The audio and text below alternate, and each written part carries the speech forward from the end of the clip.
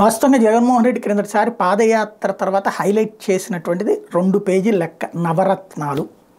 ఈ నవరత్నాలలో వాటిని 99% అమలు చేశానని ఆయన చెప్తాడు. కాబట్టి నేను ఇంతకుముందు కూడా ప్రస్తావించాను, కొన్ని మార్పు చేర్పులు జరిగినాయి. మద్య నిషేధం అన్నటువంటి దిశగా తీసుకెళ్తానన్నది ఆగింది, నెంబర్ 1.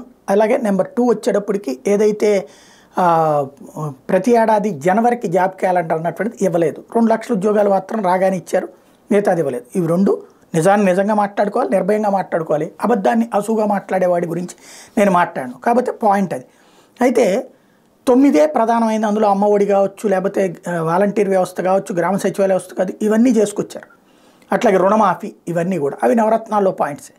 కాకపోతే ఇప్పుడు తెలుగుదేశం ఒక పాయింట్ తీసుకొచ్చింది, అత్యంత విఫల సీఎం జగన్ అంటూ. అందులో నవరత్నాలు ప్లస్ మేనిఫెస్టోలోనివి 199, అమలైనవి 17, పాక్షికంగా అమలైనవి 43, అమలు కానివి 109 అన్నటువంటిది. ఖచ్చితంగా ఇది రాయడంలో తప్పేం లేదు. కాకపోతే జనం ఆ 9 చూశారు. ఆ 9లో ఒకటి పూర్తిగా జరగలేదు, కొంచెం జరిగి పాక్షికంగా జరిగి ఆగిపోయింది మద్య నిషేధానికి సంబంధించి.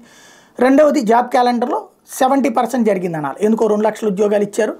అలాగే దానికి సంబంధించి డిఎస్సి అది అయితే ఇప్పుడు అనౌన్స్ చేస్తున్నారు, అది లేటే, ఖచ్చితంగా అది ఫెయిల్యూరే.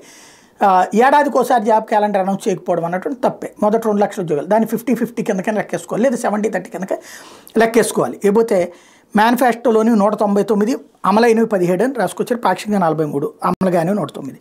గుడ్.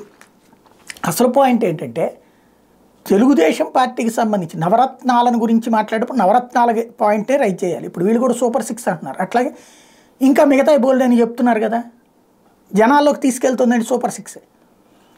పార్టీ మేనిఫెస్టోని చూసేవాడు ఎవడండి నిజంగా చెప్పాలంటే? జనాల్లోకి వెళ్ళేది ఆ పాయింట్. అట్లాగే తెలుగుదేశం 2014లో ఎన్ని హామీలు ఇచ్చింది? 600కి పైగా హామీలు ఇచ్చింది. అసలు ఆ మేనిఫెస్టో ఎక్కడుంది? అది కూడా తెస్తే సరిపోతుంది కదా. మనం ఈ మాట అనగానే వెంటనే సూట్ కేసులు పట్టుకొస్తాడు అనేటువంటి పిచ్చి కోతలు కూసేవాళ్ళు ఉంటారు. అది పక్కన పెడదాం. బేసిక్గా తెలుగుదేశానికి విమర్శించే హక్కు ఉందని నేను చెప్తా. సేమ్ టైం నవరత్నాలనే జనం ఆనాడు తీసుకున్నారు. అలాగే ఇప్పుడు సూపర్ 6నే గమనిస్తున్నారు. నవరత్నాలకు పోటీ సూపర్ 6 అవుతుంది కానీ ఎన్నికల మేనిఫెస్టోలు కావు. కాకపోతే ఒకటి, సహజంగా ఎలక్షన్స్ అప్పుడు ఒకళ్ళ మీద ఒకళ్ళు దాడి చేసుకోవాలి, అందులో భాగంగా సాగుతూ ఉంటుంది.